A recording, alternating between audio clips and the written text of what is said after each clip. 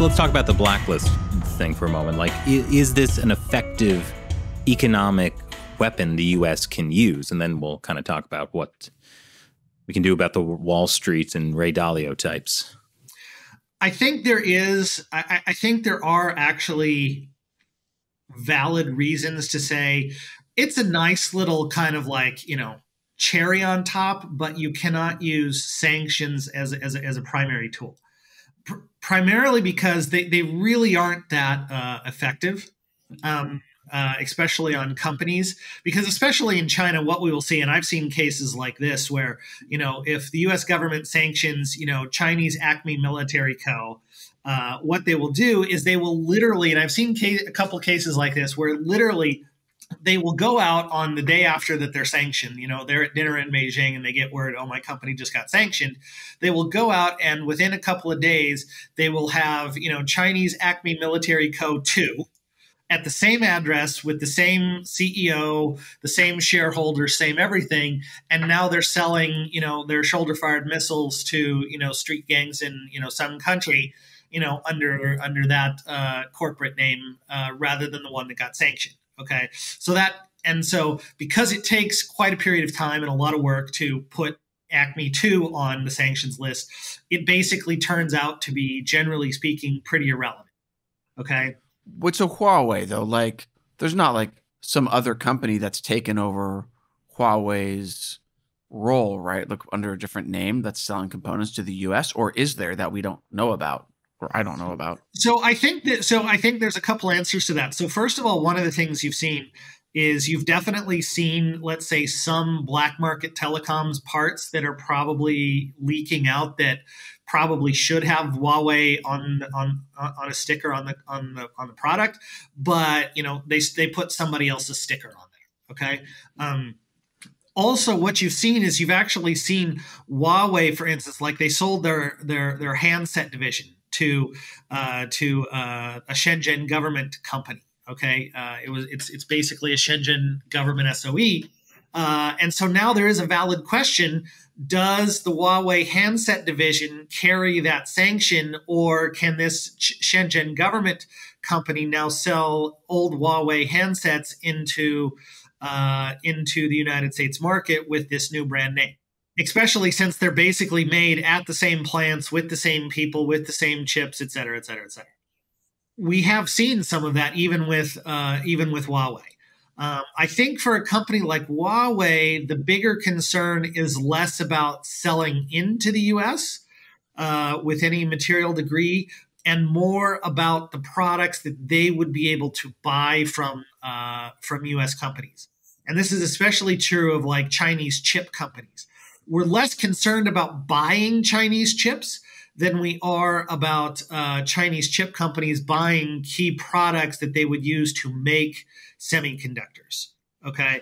And so that's in a way a little bit easier to control than trying to keep up with every new company that they start in China to sell the same products with.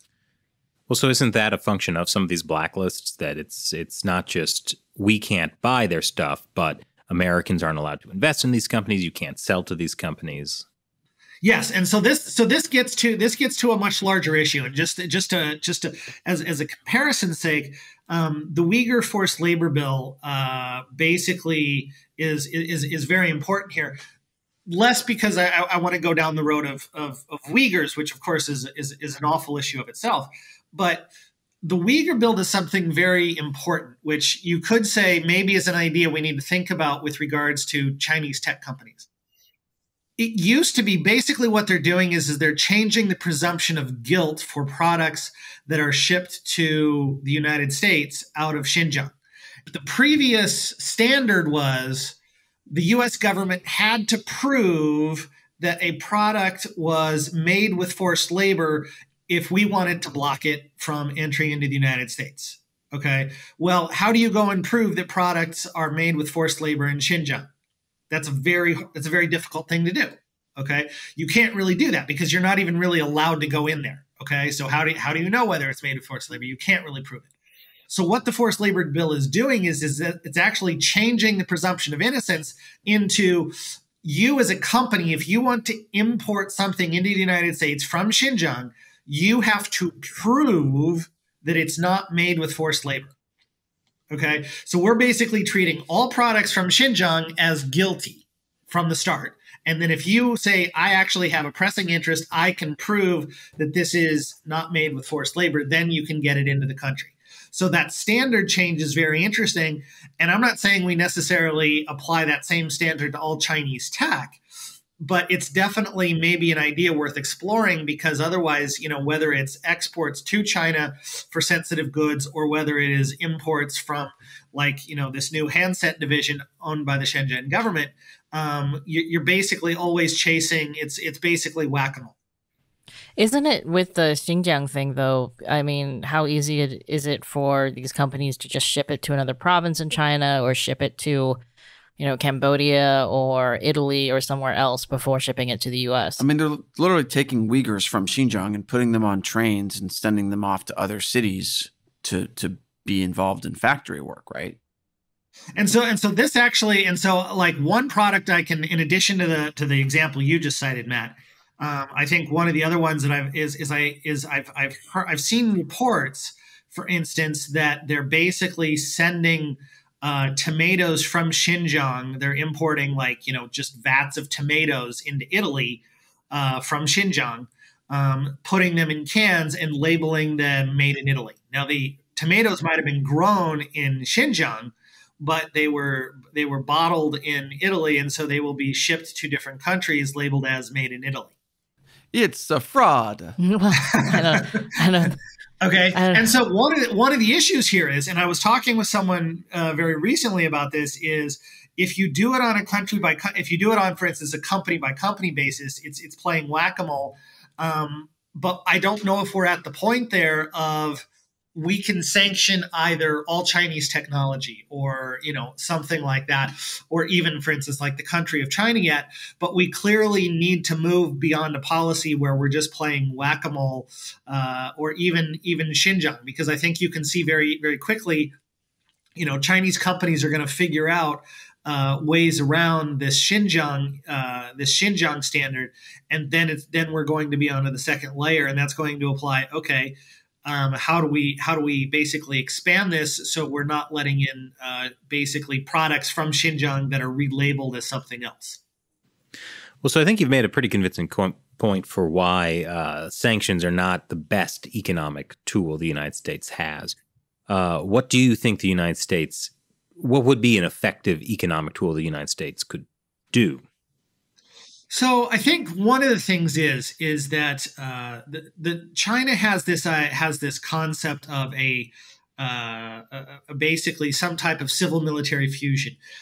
In the United States, you've seen in the United States, you've seen there were some hearings a couple of years ago with I think the FBI director, where he talked about a whole of society type of approach.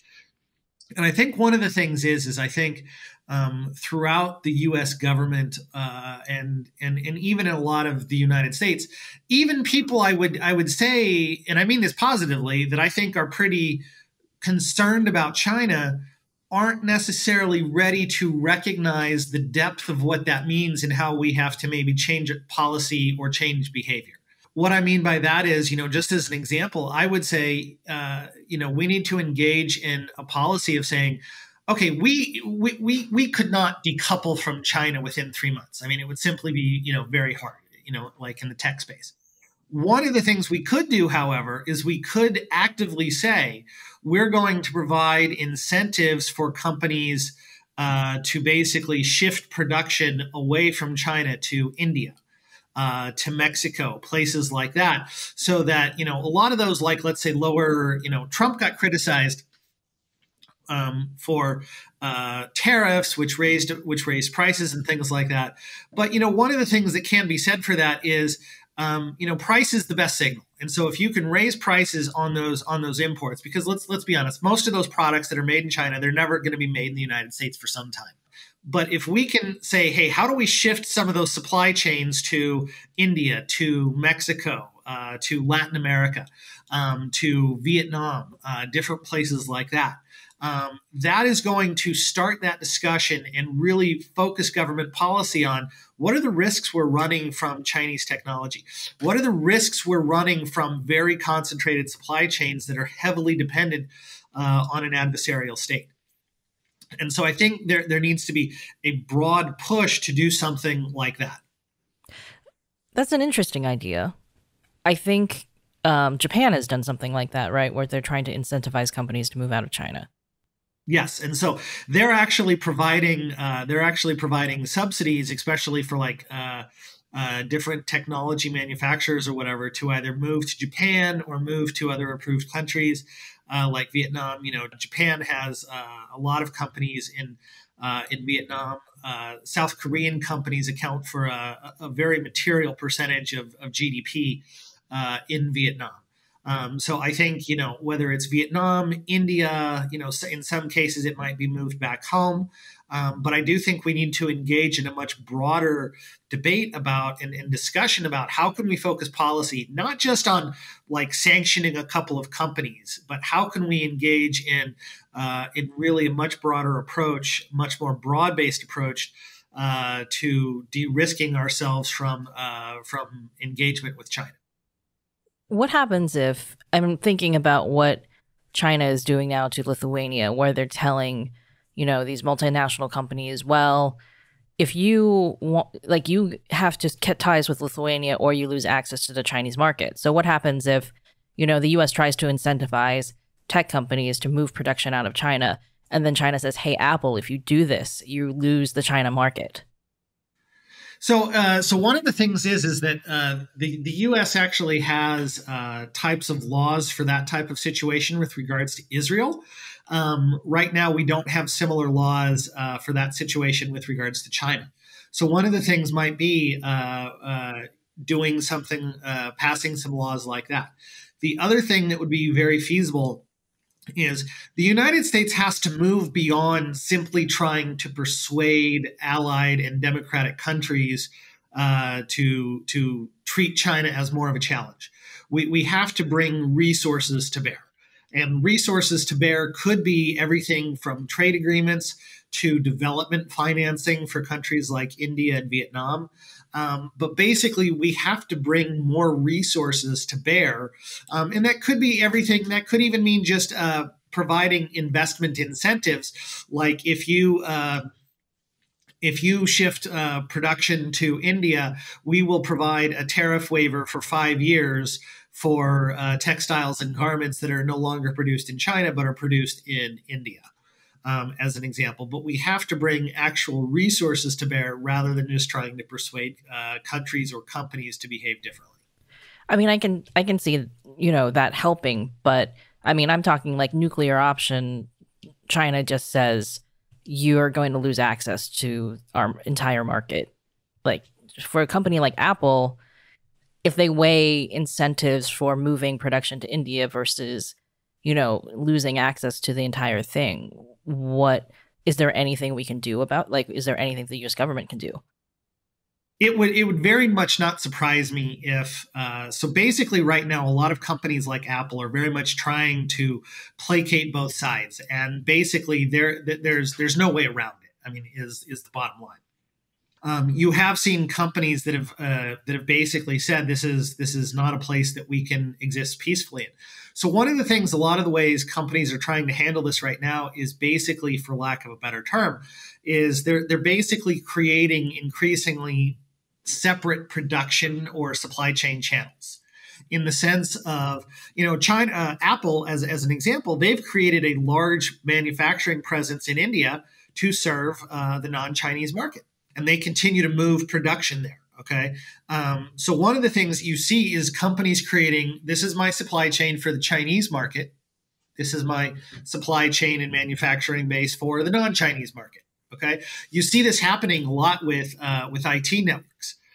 Because theoretically, the Chinese law says if you are Microsoft or if you're Apple, if you're somebody else, if you have an IT presence in China, theoretically, we have access to your entire, we by law will have access to your entire computer network globally.